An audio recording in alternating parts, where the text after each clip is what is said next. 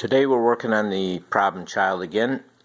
We had a 411 code and we had 2430 code. These are related to the secondary air injection system, air pump slash California model smog pump, as it's otherwise known as. You can see it down there. That's the pump.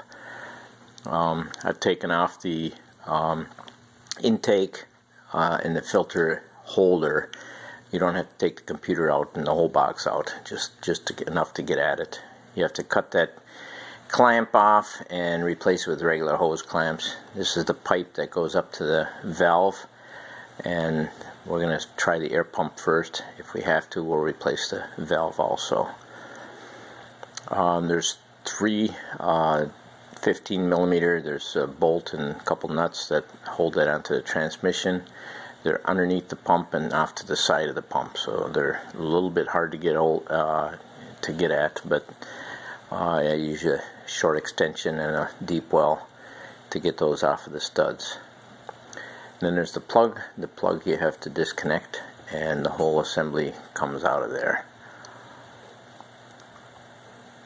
There you can see I've broken off the connector that goes onto there, so I can't replace the cover on the new pump.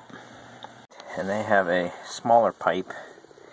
It's shorter and it's bent differently than the 2006, so I had to adapt.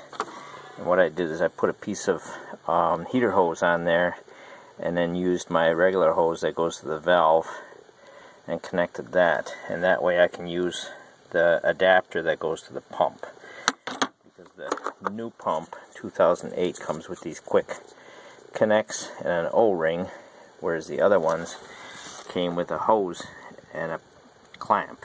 So hopefully we can get that all together. From the air box going down to the pump is also on the pump end is smaller for the connector down there, so I had to heat it up with a torch a little bit and expand it out over the connector.